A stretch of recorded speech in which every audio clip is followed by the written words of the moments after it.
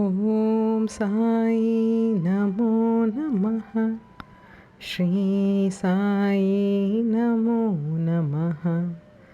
जय जय साई नमो नमः। सद्गुरु साई नमो नमः। Chapter 46, Baba's Gaya Trip and the Story of Goats. This chapter describes Shama's trip to Kashi, Prayag, and Gaya, and how Baba, in the form of his portrait, was there ahead of him. It also describes Baba's reminiscences of the past birth of two goats. Preliminary. Blessed, O Sai, are your feet. Blessed is your remembrance, and blessed is your darshan, which liberates us from the bond of karma. Though your form is invisible to us now, still, if the devotees believe in you, they get living experiences from you. By an invisible and subtle thread, you draw your devotees from far and near to your feet and embrace them like a kind and loving mother. The devotees do not know where you are, but you skillfully pull the wires that they ultimately realize that you are behind them to help and support them. The intelligent, wise, and learned folk fall into the pit of the sansar on account of their egoism. But you save by your power the poor, simple, and devout persons.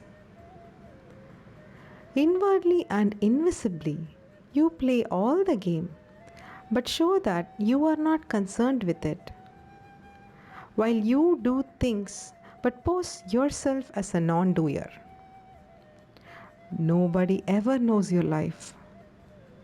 The best course, therefore, for us is to surrender our body, speech, and mind at your feet and always chant your name to destroy our sins. You fulfill the wishes of the devotees, and to those who are without any desire, you give bliss supreme. The chanting of your sweet name is the easiest sadhana for devotees. By this sadhana, our sins, rajas and tamas qualities will vanish. The sattva qualities and righteousness will gain predominance, and along with this, discrimination, dispassion, and knowledge will follow. Then we shall abide in ourselves and our Guru, who are one and the same. This is what is called complete surrender to the Guru. The only sure sign of this is that our mind gets calm and peaceful. The greatness of the surrender, devotion, and knowledge is unique.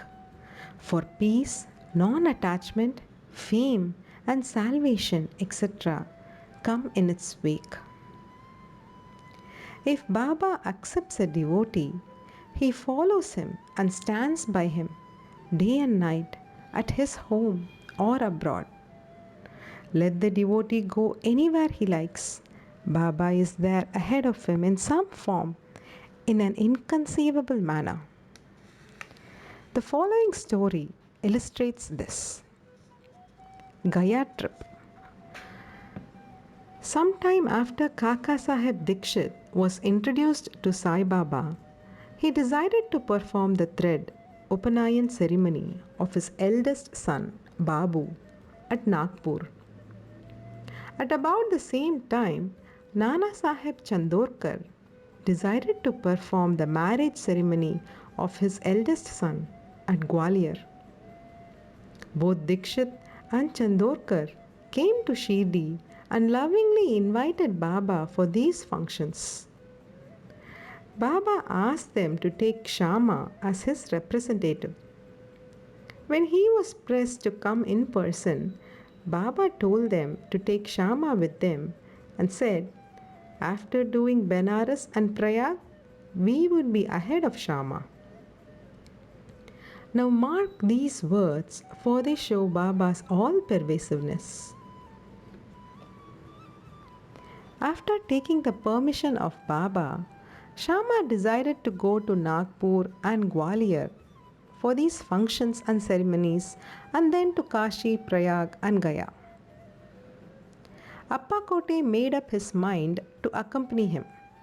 They both went first to Nagpur for the thread ceremony. Kaka Sahib Dikshit gave Shama rupees 200 for his expenses. Then they went to Gwalior for the marriage ceremony. There, Nana Sahib Chandorkar gave Shama rupees 100 and his Vyahi relative, Mr. Jatar, gave him also rupees 100. Then Shama went to Kashi and then to Ayodhya.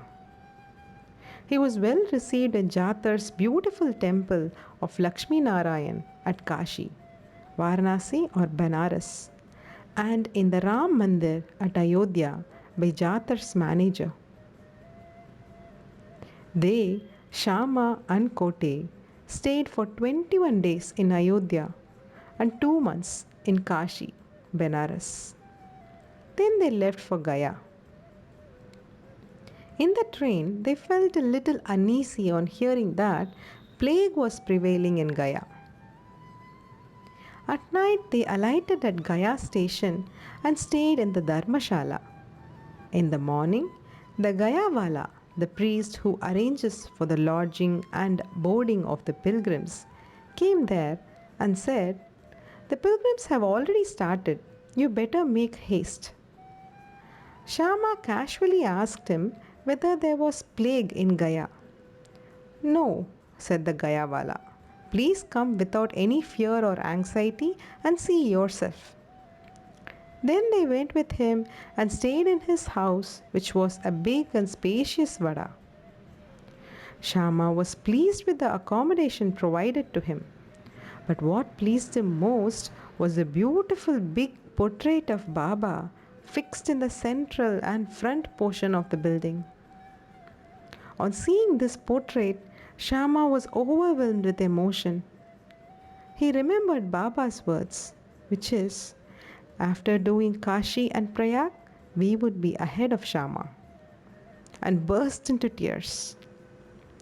His hair stood on end, his throat was choked, and he began to sob. The Gayawala thought that he was afraid of plague prevailing there and therefore was crying. But Shama inquired from him how he got Baba's portrait there. He replied that he had 200 or 300 agents working at Manmad and Pantambe for looking after the convenience of the pilgrims to Gaya, and from them he heard about Baba's fame. Then, about 12 years ago, he went to Shirdi and took Baba's darshan. There, he was attracted by Baba's portrait hung in Shama's house, and with Baba's permission, Shama gave it to him. This was the same portrait. Shama then remembered this incident. The Gayawala's joy knew no bounds when he learnt that the same Shama who obliged him before was his guest now. Then they both exchanged love and service and were most delighted and happy. The Gayawala gave him a royal welcome. He was a very rich man. He sat in a palanquin and made Shama ride an elephant and attended to all his comforts and conveniences. The moral of the story is this, that Baba's words came out true to the letter, and unbounded was his love towards the devotees. But leave this aside. He also loved all creatures equally, for he felt that he was one with them. The following story will illustrate this. Two goats. Baba was once returning from Lendi when he saw a flock of goats. Two of them attracted his attention. He went to them, caressed and fondled them, and bought them for rupees 32. The devotees were surprised at this conduct of Baba. They thought that Baba was duped in this bargain, as the goats would fetch rupees 2 each, or at the most rupees 3 or 4 each, that is rupees 8 for both. They began to take Baba to task for this, but Baba kept calm and cool. Shama and Tatyakote asked Baba for an explanation. He said he did not care to store money as he had no home or family to look after. He asked them to purchase at his cost 4 seers of dal, lentil, and feed the goats.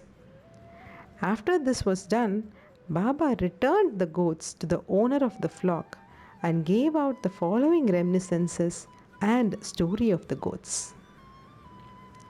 O Shama and Tatya, you think that I have been deceived in this bargain. No, listen to the story. In their former birth, they were human beings and had the good fortune to be with me and sit by my side. They were uterine brothers, loving each other initially, but later on they became enemies. The elder brother was an idle fellow, while the younger one was an active chap and earned a lot of money. The former became greedy and jealous and wanted to kill his younger brother and take away his money. They forgot their fraternal relations and began to quarrel with each other. The elder brother resorted to many devices to kill his younger brother, but all his attempts failed.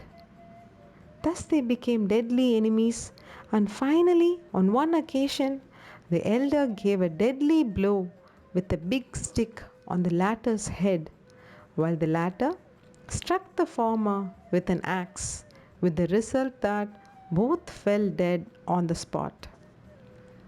As the result of their actions, they were both born as goats. As they passed by me, I at once recognized them. I remembered their past history. By taking pity on them, I wanted to feed them and give them rest and comfort. And for this reason, I spent all the money for which you blame me. As he did not like my bargain, I sent them back to their shepherd. Such was Sai's love for the goats. Bow to Sri Sai. Peace be to all. Om